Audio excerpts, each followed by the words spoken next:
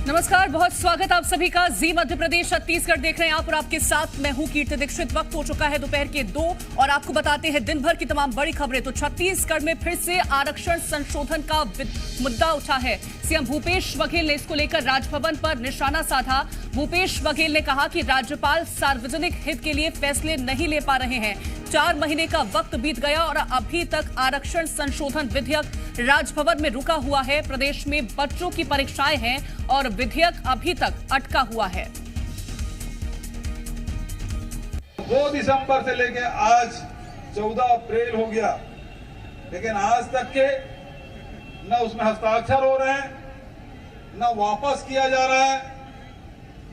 तो ये जो संविधान में जो राज्यपाल को जो अधिकार मिला है, इसके बारे में तब वो नहीं सोचा गया होगा उस समय कि राज्यपाल इस प्रकार से सार्वजनिक हित के बच्चों के भविष्य के साथ खिलवाड़ होगा। उस समय संविधान बनाने वाले शायद नहीं सोचे थे। यदि हम राज्यपाल को इतना अधिकार दे देंगे, वो कब तक के रोके रखें, इसको कोई सीमा नहीं है। आज 4-4 महीने हो गया, 5 महीने हो गया, हमारे बच्चों की भर्ती नहीं हो रही है। अभी मेडिकल कॉलेज, इंजीनियरिंग कॉलेज सबकी भर्ती होना है, नीट की परीक्षा का आयोजन करना है। और ऐसे में यदि आरक्षण बिल लागू नहीं होगा तो बच्चों की पढ़ाई से लेके नौकरी में भर्ती तक के सभी प्रभावित हो रहा है। और ज्यादा जानकारी के साथ हमारी संवाददाता रजनी ठाकुर जुड़ चुकी हैं। रजनी, राज्यपाल बदल चुका है लेकिन आरक्षण संशोधन विधेयक जिस तरह से लटका हुआ है उसे लेकर के अभी तक कोई फैसला सामने नहीं आ पा रहा। बिल्कुल कीर्ति, साल बदल गया, राज्यपाल बदल गए, लेकिन आरक्षण संशोधन विधेयक को लेकर अभी तक कोई फैसला नहीं हो पाया है। ये विधेयक अभी भी राजभवन में रुका हुआ है और इसको लेकर एक बार फिर से मुख्यमंत्री भूपेश बघेल ने निशाना साधा है। आज संविधान निर्माता डॉक्टर भीमराव अंबेडकर की जयंती है और जयंती के मौके पर ही उन्होंने एक बड़ा सवाल उठाया है और ये कहा है कि राज्यपाल को किसी भी विधेयक को अनिश्चित काल तक रोकने का जो विशेषाधिकार मिला हुआ है उसकी समीक्षा होनी चाहिए। और इसके बाद उन्होंने जो छत्तीसगढ़ में आरक्षण विधेयक रुका हुआ है उसका जिक्र किया कि 4 महीने से ना तो आरक्षण विधेयक आगे बढ़ाया गया, ना राज्यपाल ने अब तक उस पर कोई फैसला लिया है, जिसकी वजह से कई ऐसी भर्ती परीक्षाएं हैं जो प्रभावित हो रही हैं। कई युवा हैं जिनको कहीं ना कहीं असमंजस की स्थिति का सामना करना पड़ रहा है।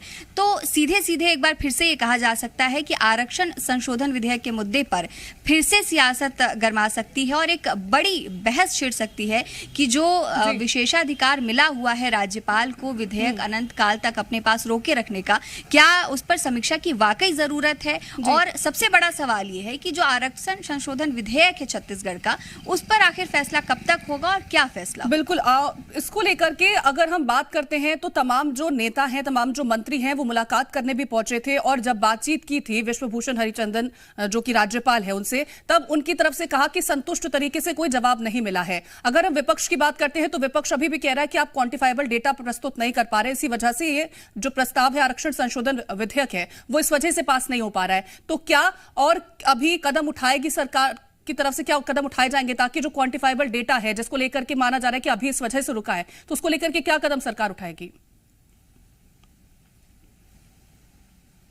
देखिए, जब अनुसुईया उइके राज्यपाल थी और ये विधेयक विधानसभा से पास होकर राजभवन पहुंचा तो उन्होंने उस पर कुछ सवाल उठाए थे और कुछ जानकारियां भी मांगी थी, जिसमें कि क्वांटिफाइबल डेटा की भी रिपोर्ट मांगी गई थी।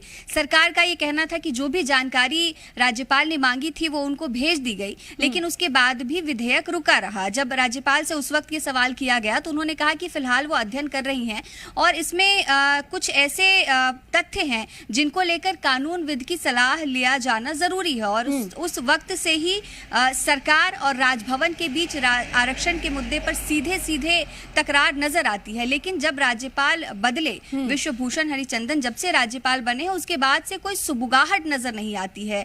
ना ये साफ हो पा रहा है कि आरक्षण को विधेयक को लेकर राज्यपाल का पक्ष क्या है या राज्यपाल इसको लेकर क्या सोचते हैं, क्या कुछ और तथ्यों बिल्कुल, तो महीने बीत चुके हैं और लगभग 4 से 5 महीने हो रहे हैं, लेकिन अभी तक हस्ताक्षर नहीं हो पाया। रजनी, तमाम जानकारी पहुंचाने के लिए आपका बहुत शुक्रिया।